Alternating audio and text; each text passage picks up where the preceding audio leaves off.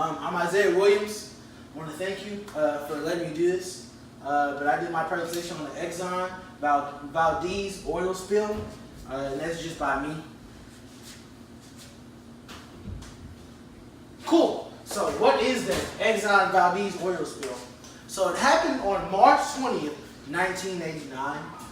So the ship basically ran into the Prince William Sound, which is a great, it's a reef right off of the coast of Alaska. And it spilled over 10 million gallons of oil into the ocean. They're still getting some of that oil up. Exxon had the crew stretched extremely thin.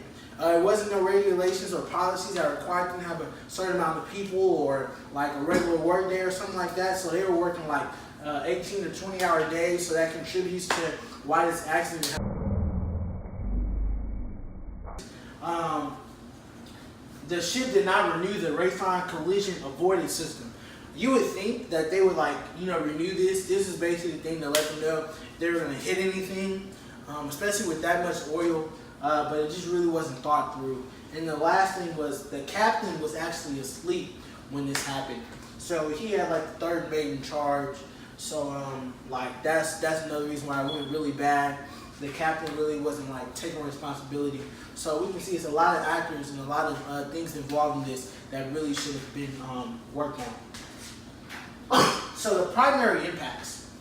The cleanup was unsuccessful. It ended up hurting the animals and plants in the ecosystem. So they used this thing called hydroblasting the water, right? So they would blast the dispersants into the water and they would hydroblast it to the shore. But the problem with that is it would kill the local marine and ecosystem right by the shore, which hurt a lot of people. I'm going to talk about that later in the presentation. They destroyed the town Cordova economic, which caused the mayor to kill himself. The mayor actually killed himself. He was under so much stress. Their economy, this was a fishing economy. All the fish were dead.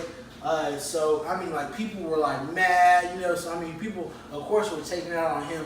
He honestly didn't have that much power in this situation. He's just a mayor, So many cases of depression, PTSD, self-isolation, avoidance, spill-related disclosure. So we saw many cases of these all around Alaska and stuff like that, especially in fishing communities. Because it directly killed their economy. This is how they lived their way of life for years. Declines in community cohesiveness. So people just weren't they weren't as nice to their neighbors. These were small communities.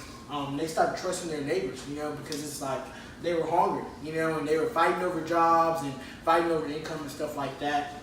And then public distrust in government. The government was lying at first. They were saying it wasn't as bad as it was. The federal government took a long time to come in there and try to clean it up. So there was a whole lot of finger pointing and stuff like that. And in situations like these, people want results, not excuses. So agencies, organizations involved. So these are three of the main agencies involved in this situation.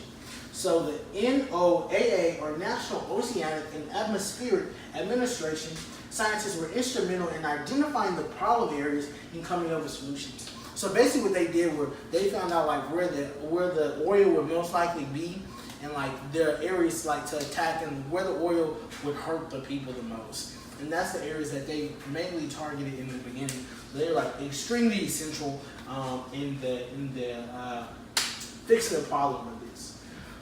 The USA federal government enacted a policy called the Oil Pollution Act of 1990, which strengthened the EPA's ability to prevent and respond to oil spills. So earlier I said there wasn't any legislation or policies that kept the oil people from messing up the ocean like this.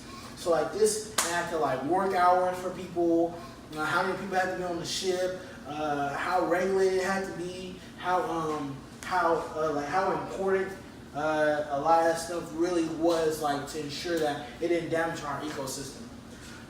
Exxon undertook the financial obligation and created a communication network of boats that could coordinate efforts. And they sprayed dispersants all over the area. So Exxon really stepped up. Unfortunately, it wasn't enough. It didn't help out that much. It was just so much oil. It's still oil being found in 2018. So that's definitely a big problem. Oh, wrong side. Sorry. Some of the major lessons learned. So the oil spill cleanup is a myth. It is impossible to contain, recover, and clean up the oil. So that's something that we learned. Like they're still finding oil now. So it was a myth. It's just not true. It's really hard. So they still haven't found a productive way of cleaning the oil and protecting the ecosystem. That says presentation. It's supposed to say prevention. Prevention of oil spilling is key. So just like enacting those policies, enacting how many people should be on a boat and stuff like that is really important, because if it doesn't happen, we don't have a problem. Oil spill can cause long-term environmental damage and secondary hazards. So just like in the community of Cordova, people started to kill themselves and stuff like that just because there was an oil spill and it took away their way of life. So we can see how this can really damage the way of life in communities and stuff like that. Of course, it's way more widespread, but Cordova is an amazing example.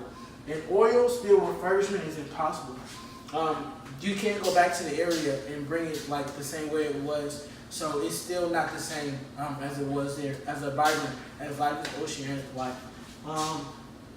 So thank you so much for my presentation, and hopefully I get a good grade. All right, goodbye.